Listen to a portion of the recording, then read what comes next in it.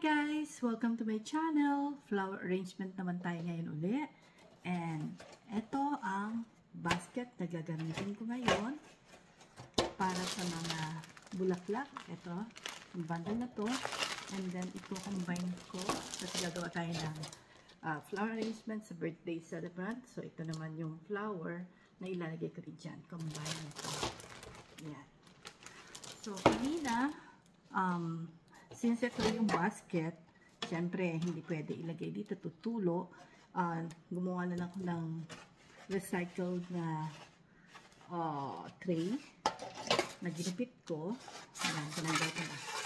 So, ito yung ginipit ko dyan para sasaluin niya yung water. Excess water. If in case na mag-leak siya. And then, of course, ang importante sa lahat is water.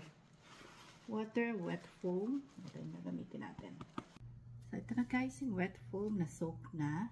And then, nilagyan na ng shrink wrap para siguradong hindi tutulog aside from suporta ng aluminum tray dito. Lagyan na natin. Ganyan siya. And, nabawasan ko na rin yung mga bulaklak. Ito. And, ayusin na. At ilalagay ko na dito. Okay. So, meron akong tatlong sunflower. Originally ganito or mas mataas pa dito yung height. And then, since ilalagay natin dito, siguro maganto lang kataas. Mga ganyang kataas ang ating sunflower. Kakat na natin. Ganyan. Yan. So, kailangan ibabalanse mo yung positioning niya dito. Yan. So, kung may tatlo ka, and then, paharap sa akin, mamaya babalik rin ko naman yan. Ganyan lang. Tingnan mo yung magandang pwesto. Siguro ito, dito. Tatlo. 1. Kasi, nakaharap sa, yan. Ganyan. 2. And then 3. Position mo muna siya. Ayan. So, ganito yung kalalabasan niya. Ganyan mo naman tayo start. Okay? Dito naman sa rose, since meron akong 5, ito naman ginawa ko sa 3. So, pwede mo siyang ipag-alternate ng height. And then, meron pa akong 2 natitira. Ito, liliitin lang natin kasi ilalagay natin siya sa harapan din banda. So, huwag kayo matakot na mag-experiment na magtanggal ng ganyan.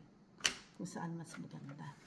Ang tingin ko sa may dito sa harapan, pero kailangan medyo maliit lang siya or mababa. Yan.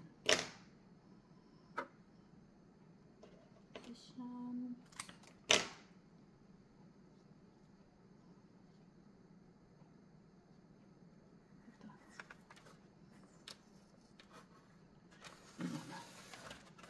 Yung position niya dito. Tapos, ganoon din sa kabila para balanse siya.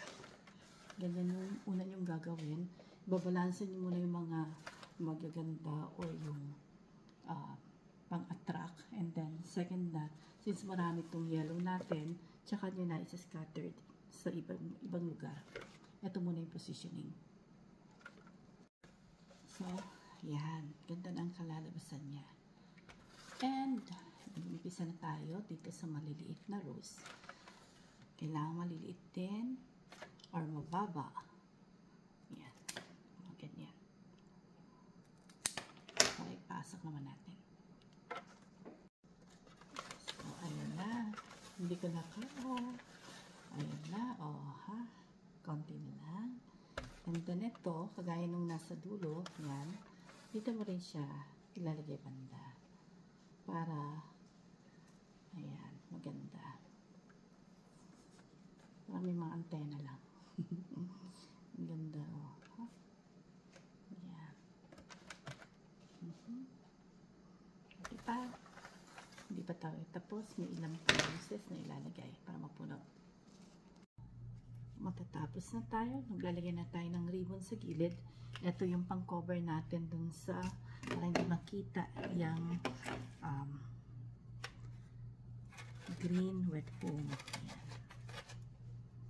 So, ang gagawin mo lang is didesign mo lang siya na parang ayan, parang gamit lang ng basket. Ganyan, o. Lalampasan mo lang siya. Tapos, ganyan lang. Ayan. At dahil tayo kinulang, ulitin natin. Guys, ito na yung finished product natin. Yan. Yan. So, ang nagpapadagdag ganda ay ang paglalagay natin ng ribbon. Yan. So, paano natin gagawin para maglalagay ka lang ng parang sash niya. Yan. Ang dagdag ng ganda. And then, yung dulo, ginupitan ko lang yan para magmukhang ribbon. Ganyan siya. Ididiin mo lang siya dito or pwede mo lagyan ng clip or anything para mag ribbon style siya. Ayan, ready na ang flower natin. Sana nagustuhan nyo. Thank you.